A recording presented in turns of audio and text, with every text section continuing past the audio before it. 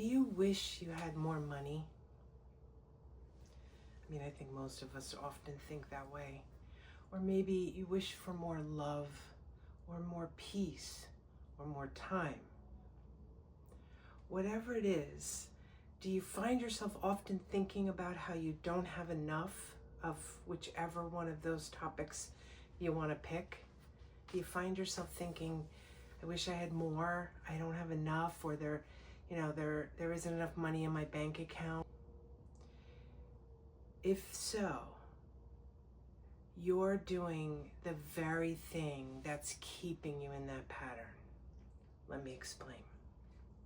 In this video, I'm going to go over the reasons why you may not think you have enough money, time, peace, whatever. The various reasons that cause this pattern, and then ways to get out of it. So first and foremost, I want to talk about attention. A lot of us do not realize how imperative, how, I can't even think of the word I'm looking for, integral. Attention is everything. It is the building block of the universe. And first, let me start by saying, you are a divine creator. I'm going to repeat that because it's that important and it needs to go in. You were created by the divine, by God, or whatever you want to call it. God, the divine universe, does not make mistakes. And he, she, it did not create you to suffer and not have enough.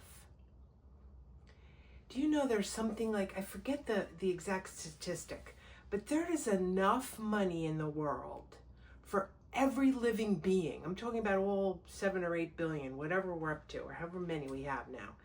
Every starving child in other countries to have $22 million. That's how much money there is in the world. So don't stop thinking there isn't enough, because there's plenty. But back to your attention. So when you are creating anything, what your attention is on is what the universe gives you more of, or puts energy behind. So it's integral, and you may have even heard this before, but it's like saying to somebody, stop thinking about the lack of money in your bank account, is kind of like telling a kid, don't think about a lollipop. What are they thinking about the minute you say that? Right. So when we get to the how to change these things, we're gonna get to that. But back to your attention. So what your attention is on creates more of that. So perfect example is, if you want to bake a cake, this might be a bad example, but I'm going to use it anyway. So if you want to bake a cake and you have all the perfect ingredients in front of you, everything is available to you, right? You have it all spread out, but your attention is over here on that, yes, you have this mixer and it's a great mixer and it's wonderful, but your attention is on the mixer on Amazon that you wish you had because it's a better color or has more dials or whatever. And your attention's on that mixer. Boy, you wish you had that mixer. So as you're making your cake, you're not even looking to measure or put it in. You're not stirring it right. All your attention is on what you don't have instead of what you have. I call this the donut, the donut theory, or I don't have a word for it, but it's about a donut. The idea is, whatever your favorite donut is. Mine would be fresh out of the oven, warm, with chocolate icing and then sprinkles. That would be my favorite donut. And you get this yummy donut when it smells heavenly. And you look at it and you go, there's a hole in it. That's what this is like. So, yeah. Have you ever done that? Have you ever gotten something and thought it's not what you wanted or not exactly right? Okay, that leads me to the next part of why this happens. Ego is involved. We all have one. The ego is not a bad thing, and it's not your enemy. As much as I've read books where it says, like, it sets up the ego to be your enemy. I don't feel that way. I don't think the ego is our enemy. But it can be a tool, but it is something that needs to be trained. So let me explain about how the ego works where it comes to this. The ego's job is to carry on survival. And in doing that, one of its main jobs is finding problems, finding issues, finding things to fix. That's one of the whole things of the ego. It always finds problems. If you're anything like me, I don't know if this resonates with you, but I used to walk into a room and it would be a beautiful room. Let's say, I used to attend a lot of spiritual retreats, and I'd walk into a beautiful hotel room, and my instead of seeing the beautiful spa-like bed and the lovely, towels folded so nice in the bathroom, my eye would go to the piece of lint on the rug. Have you ever done that? I think we all have, because we have egos, and that's the ego/mind's job, to find the problems and focus on them to fix them. And the thing is, the ego, let's say more the ego, doesn't really want to fix the problems, because then it'd be out of a job. So the ego's job is always going to focus on what you don't have, what the problem is, not what you do have. So that's another reason. And then the fourth reason, I think I did three: attention, ego, third reason. The third reason is our early programming, our early indoctrinations, our early wounds, right? I haven't met a person that doesn't have some wounds from childhood, even if you had wonderful parents. I bet, there were times where they said something in a moment of anger or frustration that hurt and that sunk in, and somewhere, you got the idea that you weren't worthy. And other of you have had parents that weren't so great, much like myself. There's many of us out there that have had parents that weren't great at their jobs, let's put it that way, and did some real traumatic wounding. And from those wounds, you feel not worthy. You feel not good enough. And lots of indoctrination and programs about there isn't enough. I remember my mom, we were never starving, but she'd be like, nope, we can't get that. We can't afford it. Nope. No matter what it was, we could never afford it. We could never get it. So there was never enough. And there are other things she used to say, but can you relate to this? Did you have those kind of ideas presented to you? Yeah, I think most of us have. So what do? Okay, so we have wounds, we've got an ego that doesn't behave, and we have our attention is not necessarily under our control. Okay, so here's what I suggest. And these have all really changed my life and worked wonders. First, train your attention. It takes patience, it takes some effort, but instead of the minute you have a thought about, I don't have enough, fill in the blank, whatever it is, decide in that moment, use your will. You have divine will. And divine will is stronger than regular will of I won't eat the donut that I talked about earlier. Use your divine will and decide in that moment, nope, I'm not going to focus on that there isn't enough money this week to pay that bill. I'm going to focus on what I do have. What do I have? Let's see, I have a roof over my head. I was able to eat breakfast today. I have legs. I have intellect to think, right? I have the ability to think. Just put your attention on what you do have and keep doing that. Keep putting your attention on, I paid my electric bill last week. I was able to do that, and so I have electricity this week. I've been in this position. I've been in this position. Luckily, I am no longer because I've raised my vibration. But I've come home and the lights and everything is out because I didn't have money to pay the bill. And I had to borrow money once again from a friend who said, this is the last time. So I've been there, and I know it's not easy when you're in that position, but it is up to you to start with this, and then the universe will come to meet you and have your back. But it's like that expression, God helps those who help themselves. So put your attention on what you do have in whatever way you can, even if it's a small thing, like your bed that you sleep on.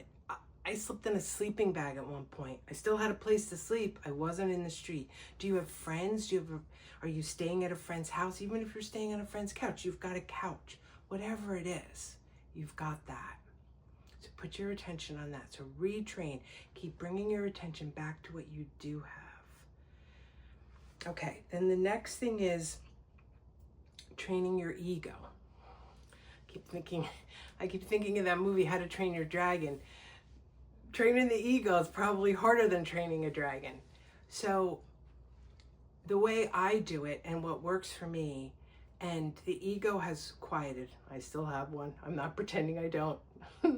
But the way I train my ego is every time it checks in and shows me a problem, I tell it, oh, thanks for checking in. Thanks a lot for having my back or trying to take care of my survival. Don't need you right now. Thanks a lot. And put your attention on back what you have, or back what you're doing, back what you need to do to have more peace, have more time, have more money, whatever it is. Thanks, ego. Thanks for checking in. You're trying to help me with survival, but I'm good. The universe has my back, and the universe is 10 times more powerful than you, ego. Thanks a lot. Okay. Then another thing that I've used that has really helped me is to do whatever I can to feel gratitude as often as I can during the day. I know some people talk about making a gratitude list. That works, but to me that can get stale, like trying to force, okay, I got to think of a new thing. Or, you listed 10 things today. What do you list tomorrow? I feel gratitude as often as I can during the day for little things. Like, have you ever tasted a strawberry? Like really tasted it, just taking a bite and not have your attention on anything else but tasted the strawberry? Like as if you're gonna have to describe it to somebody that's never had one. Or walking in nature, or getting in your car to go to your job, or being at your job. Might be a crappy job. I've been in those too. But you've got one for now, right? Or sometimes I just am grateful that I can walk, or that I can see, or I hear a child's laughter. It just makes my heart sing. And I'm so grateful that I have ears. So try to feel gratitude as often as you can. Every day. Gratitude is the heart space that grace and the universe comes into. You're welcoming the universe when you are grateful. You're welcoming more. You're saying, thank you for this. I'll take more, please. Thank you. So feel gratitude as often as you can. And then healing. So we talked earlier about childhood wounds. So do whatever way works for you to heal those shadow and those traumatic wounds. I have videos on it, so you can watch some of those, or do inner child work, or meditate, or prayer. I'm a big proponent of prayer. It's really brought me a great deal. Whatever it is that heals you, take a walk in nature, play with your animal, your dog, your cat, lizard, if that's the animal of your choice, whatever it is. Just, really do whatever you need to heal and heal those wounds. That will go a long way. And then finally, I recommend finding the invisible beliefs that are preventing this bounty from that the universe is dying to shower on your head. Find the invisible beliefs that are preventing it. What are the invisible beliefs? In this video that I'm gonna post in a, find the invisible beliefs that are preventing the bounty that the universe wants to shower on you from coming.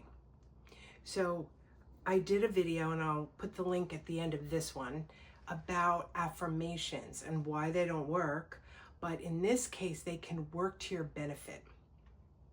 So say an affirmation: I have plenty, fill in the blank. I have plenty of money. I have plenty of time. Love surrounds me. Whatever it is that you feel you don't have enough of, say it as an affirmation and see what comes up. It could be a feeling. It could be a tightness. In that video, I didn't mean to do it live real time, but I did. I had a feeling come up when I said the affirmation, and I just sat with that feeling for a minute or two and felt what it felt like. Like, you just gotta suspend belief and thinking, just feel into the feeling, feel the tightness. What does that feel like? What's it about? Or if you say that the affirmation, and I do recommend saying them out loud because it's a little more real when you do. You know, I have plenty of money. No, I don't. Okay, there's a belief that you don't currently have plenty. All right, look at that belief. Is there something connected to that from childhood? Some, idea that money's bad or evil, or, just look at whatever comes up. Say it again out loud. Okay, I don't have enough. Yeah, that's kind of obvious. All right, say it again. I have plenty of money. I'll never have enough money, or whatever. Just keep investigating, contemplating. What are the programs that are already running? And often when you bring them out into the light and really examine them, like I'm a fan of Byron Katie. She does this whole program. You can look her up, read her books. She does this whole program with, is that really true? So inspect the belief. Is that really true? Like, is it really true I'm not worthy? Is it really true I'll never make enough money? Is that really true? So just get really curious and really interested in what programs are running. Bring them out into the light and tell them to go. Tell them you have no more place, and say the affirmation again with your will and intention. May all the bounty of the universe shower upon your head. Until next time, and if you want to learn about affirmations and how to use them to find invisible beliefs, here's the video right here. See you next time.